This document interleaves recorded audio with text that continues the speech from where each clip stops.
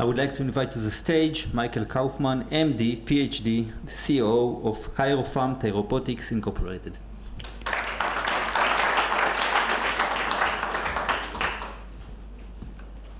Thanks. This is my second one, and I still don't Lomed Ivrit, so I'm going to stick with English. Thanks, everybody, and I thank my colleagues from Karyopharm, a few of whom are here. Richard asked me to speak about a not very happy subject, which is when you go public, that it's not all swimming, exciting, and we're public and we're done, and we all talk about exits and all this excitement. And especially for smaller companies, it's typically not an exit. Most going public is actually a funding vehicle. Let me take you back a little bit with Karyopharm. Some of you may know Karyopharm is a company started by an Israeli woman who's also my wife.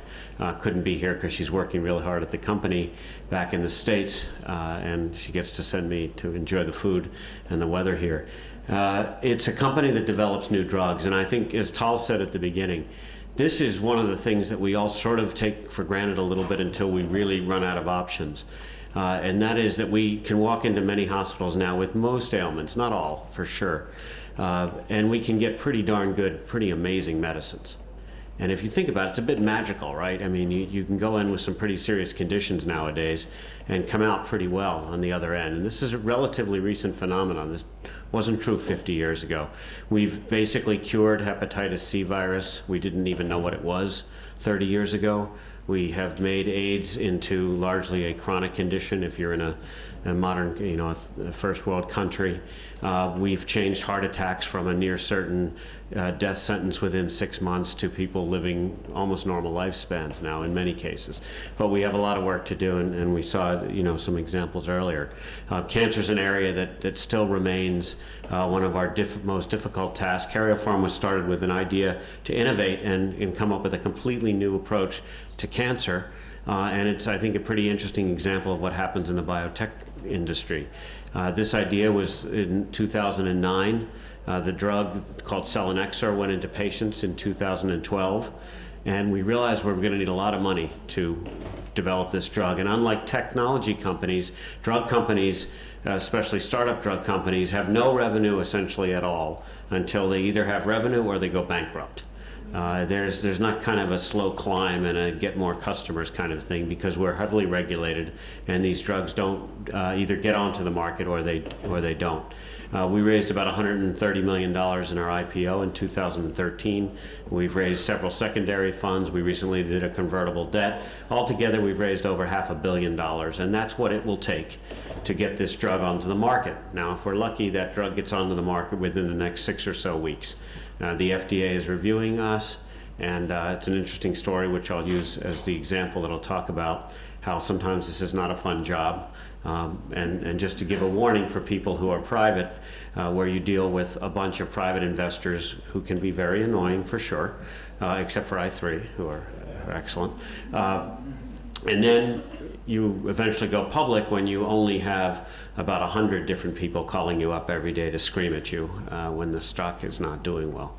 But be that as it may, we just finish up the story. So we did invent a new drug. With any luck, it is on the US market soon, and Israel will follow after that, and then finally Europe, I hope by the end of the year. And this is an oral therapy. It's starting off in myeloma, which is a type of bone cancer and a deadly cancer. There's still no cure for it, a big unmet medical need.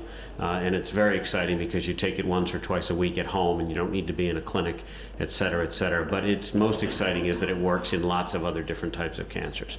And theoretically, it should pretty much work in any type of cancer, particularly when it's used in combination with existing therapies and with some of the newer therapies coming out. So this is great stuff. It's really a terrific example of entrepreneurship and dedication. And Sharon actually won the Inventor of the Year award in New York. Intellectual Property Association, the big award, first woman in 10 years, I think first ever Israeli woman to win this, recognizing that this could be a very big, very interesting new approach to cancer therapy. So we went public at a price of $16. The stock climbed up on some initial phase 1 data that looked good. The drug works in many cancers. Investors got excited, a little overexcited, I would say. The stock climbed to 44 based on data from 8 patients yes, on 8 patients. And 4 of the 8 did very well, and investors decided that from now on 50% of patients are going to do well, which we all knew was silly. It was just statistics, and it was timing of when we reported the data. So we raised more money when it got up to 44. And then the stock trickled down and trickled down and trickled down. And our low stock is $3.92, which occurred earlier this year when the drug was in the middle of its FDA review. And FDA asked for an advisory committee meeting to review the drug. And the drug is being reviewed in myeloma, but the advisory committee had 13 people who didn't know anything about myeloma and 1 who did. At the end, the vote, 12 and 1. At the end, the vote was 8 against and 5 in favor. Luckily, the guy who knew something about myeloma actually voted strongly in favor and also called the FDA out publicly and said, you've been given bad advice by this committee, essentially. And luckily, FDA took his words and is giving us another look and another shot. And there's a lot of other extenuating circumstances. But my main point is that you can imagine when this vote occurred and the stock dropped, I had many, many angry investors. And you know, very few people call you up and thank you when the stock goes up, when they make money. But lots of people call you when the stock doesn't. And how do you stay in the game, and how do you hold the fort, not only outside the company, but also inside the company? And that's something you need to think about when you're taking the company public. You usually have to take the company public. You need the money, you have to invest. Uber just took their company public. It was going to be a $120 billion valuation. It's $62 billion or whatever it sits at right now, and it's down 10% since it started. They need the $14 billion or whatever they raised to do what they want to do and execute on their business plan. So how do you do that? And I think, at least for me, Ayn Rand helped me a lot. And what I said to people was, I switched the discussion from, our eye is on the ball. We're the entrepreneurs, we are the innovators. We know what's right. And we are not taking the FDA's advisory committee review sitting down. We called up every doctor we knew. Many of the doctors were already aware of it and quite disappointed. We had an hour of patients giving testimonials at this advisory committee saying that they were alive because of the drug, and we believe that. And frankly, I think FDA actually believes that. And we just kept going with that. And we never honestly lost faith internally and in our gut that this was the right thing to do. And a lot of my employees came to me and they were disheartened and dejected and saddened. And I said to them, you know, the world never likes to be changed, even for the better. It's, for those of you who have read Atlas Shrugged, this is really Reardon Metal. And I said to them, of course everybody's a critic and everybody has a bright idea and great insight and they're all wonderful, except to get anything done. And as Hank Reardon stuck with it and just said, I'm going to prove it to everyone. And I think as entrepreneurs, that's what we all have to do, and it's what we do as entrepreneurs. And we have to see it to the end.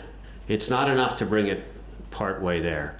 You know, if you get it to the goal line and you kick it over and you have a corner kick, it doesn't count.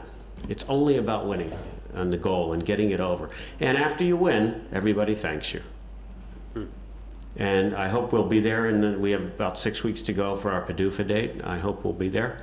But I will say to you, don't assume that going public is going to be a picnic. It's not going to be easy. And make sure you have inside the stamina, because things are going to go south or go down, right, before they go north again. And markets change, et cetera, et cetera. So I found Ayn Rand to be extraordinarily helpful for me. And I just warn you, and it's great to go public. It's great to be a public company. We have access to capital, which we desperately need to develop our drugs. But remember that you need to have the philosophy and the stamina to get it there, and that at the end of the day, the world will eventually thank you, but probably in the history books. Thank you very much.